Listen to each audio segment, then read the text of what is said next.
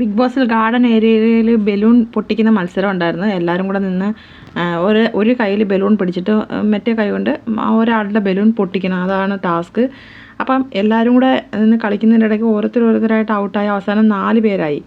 അക്ബറും നിവിനും അനീഷും ഷാനവാസും മാത്രമായി. അപ്പം കുറച്ച് നേരം അവർ 4 പേര് നല്ല മത്സരമായിരുന്നു. അതിൻ്റെ ഇടയ്ക്ക് നിവിൻ്റെ ബലൂൺ തന്നെ പൊട്ടി. നിവിൻ്റെ ബലൂൺ പൊട്ടിയപ്പോൾ നിവിൻ പറഞ്ഞ്, അതേ ബിഗ് ബോസ്, ഞാൻ ഷാനവാസ് വിളിച്ച് പറഞ്ഞ് ഇതാ ആത്മഹത്യ ചെയ്തെന്ന് പറഞ്ഞ്. അപ്പം നിവിൻ പറഞ്ഞു, ഞാൻ സ്വന്തമായി ആത്മഹത്യ ചെയ്തേ ബിഗ് ബോസ് എന്ന് പറയുന്നത്. അങ്ങനെ നിവിൻ ഈ ഗെയിമിൽ നിന്ന് ഔട്ടായതിന് ബിഗ് ബോസ് വിളിച്ച് പറയുന്നുണ്ട്.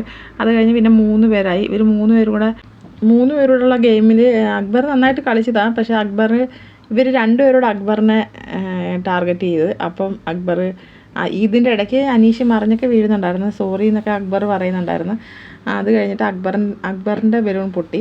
പിന്നെ ഇവർ 2 പേരുമായി. ഇവർ 2 പേരും കൂടെ ഒരുപാട് സമയം കളിച്ച്, കുറേ ടൈം കളിച്ച് ഇവർ 2 പേരുടെ. അവസാനം ആദില പറയുന്ന, എത്ര നേരം നിങ്ങൾ ആരെങ്കിലും ഒരാൾ പൊട്ടിക്കും, ഞാൻ പുറത്തിറങ്ങുമ്പോൾ ഒരു ബലൂൺ വാങ്ങിച്ചു തരാം, ഏത് ഡിസൈൻ വേണമെങ്കിലും ബലൂൺ വാങ്ങിച്ചു തരാം എന്നൊക്കെ പറയുന്നത്. അയ്യോ ഒന്ന് പൊട്ടിക്ക്, എത്ര നേരം ഈ ബലൂണുമായിട്ട് നിങ്ങൾ നിൽക്കുന്നത്, നിങ്ങൾ പൊട്ടിച്ചില്ലെങ്കിൽ ഞങ്ങൾ വന്ന് പൊട്ടിക്കുമെന്ന് അക്ബർ വിളിച്ച് പറയുന്നുണ്ടായിരുന്നു. അവസാനം ഷാനവാസിൻ്റെ കയ്യിൽ നിന്ന് ബലൂൺ പറന്നുപോയി.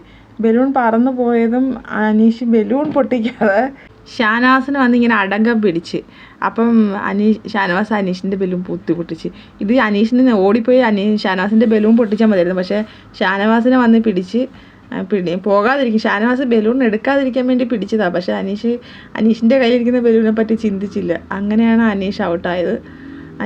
ഈ ഗെയിമിൽ ഷാനവാസ് ജയിച്ച്. നല്ല ഗെയിമായിരുന്നു. നന്നായിട്ട് അവർ കളിച്ച് എല്ലാവരും. അപ്പം അടുത്ത ലൈവ് അപ്ഡേറ്റുമായിട്ട് ഞാൻ വരാം.